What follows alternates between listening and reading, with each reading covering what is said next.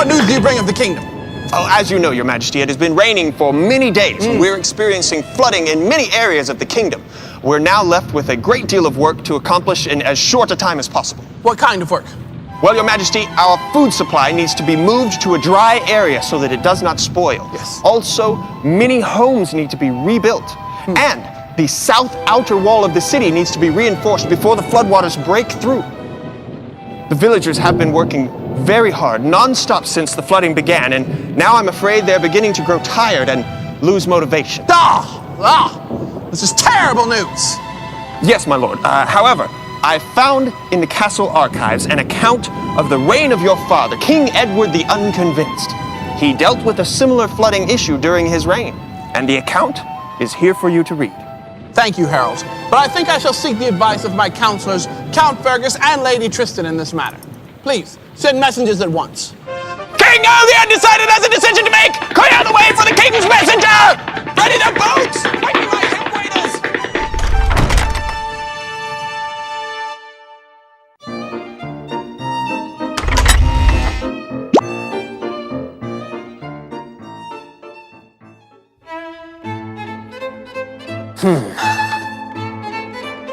I can't have the king reading about other ways to solve this problem.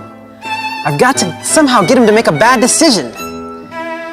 The people are tired, and if we continue to push them, they're sure to revolt, and then I can be king. Now, how do I get the king to continue to push them harder? I've got it.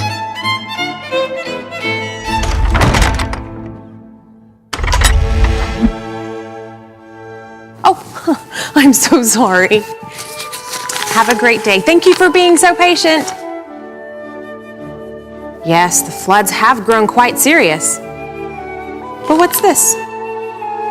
There's an account of how the king's father dealt with the floods during his reign. But that's wonderful news. But knowing Count Fergus, he will probably try to get the king to refuse to learn from his father. I must convince the king that learning from others is the best course of action.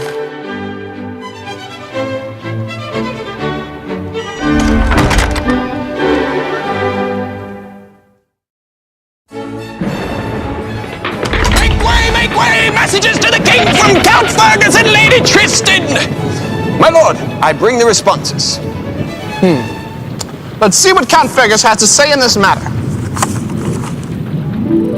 Your Majesty, I must insist that you not even think about reading that account of your father's.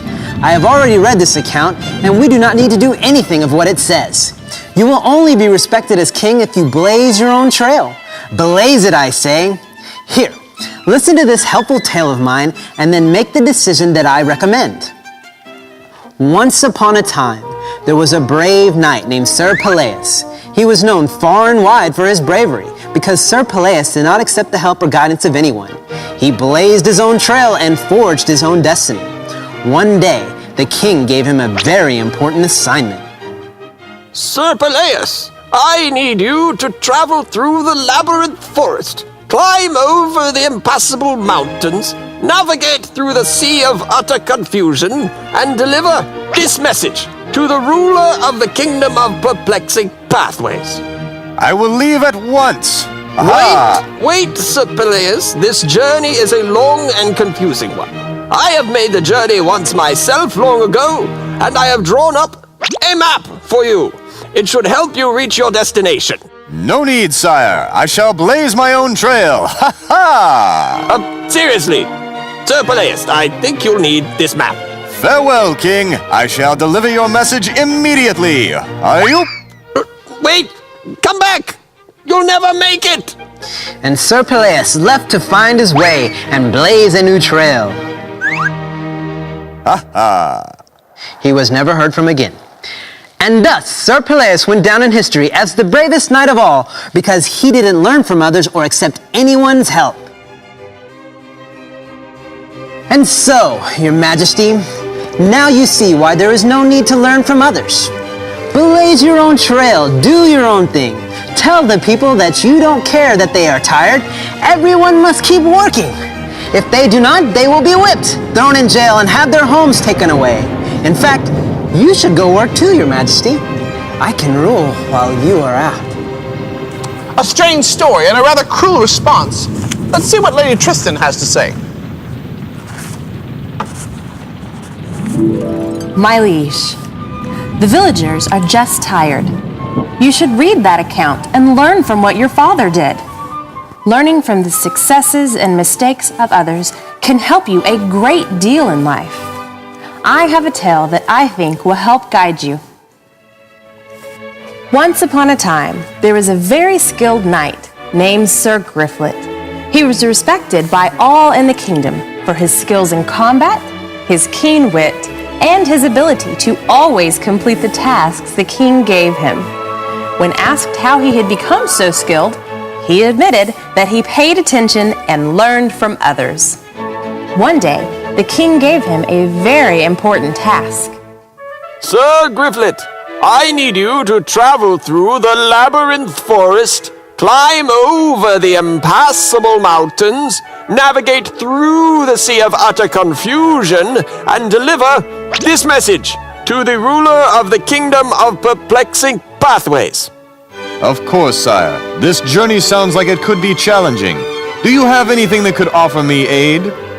As a matter of fact, I do. I made the journey myself long ago and drew up this map. Also, you may take my advisor, Duke Edmund, with you to serve as your guide. He is very good at finding the right path. Thank you, sire. I gladly accept your map and the helpful advice of Duke Edmund. I will leave immediately. And so, Sir Griflet learned from the king and learned from his guide, Duke Edmund. By learning from others, he was able to complete his mission and return home quickly. Your Majesty, God has given you an opportunity to learn from your father by reading his accounts of how he handled the floods during his reign. You can learn from his mistakes and his successes, and this knowledge can help you make your decision. Harold, I will need time to make my decision. I will summon you when I need you. I shall be ready at a moment's notice, sire. What decision would you make?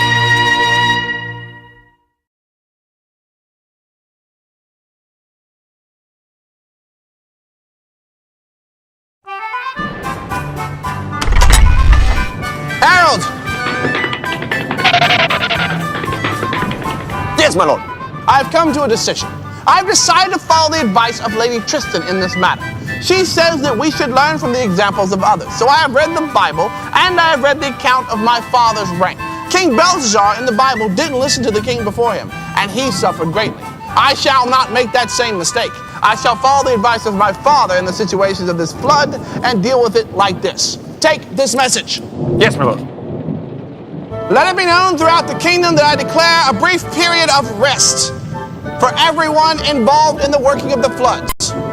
However, at the end of that rest, I shall split the workforce in half. Half will work during the day, and the other half will work during the next day. This way, we may be able to sustain our workload through the current crisis. Signed, King Earl the Undecided. You know, it's good that we learn from the examples of people in the Bible. There are people in the Bible that made good choices and people in the Bible that made bad choices. We should follow the examples of those who made good choices and avoid those who made bad. A wise decision.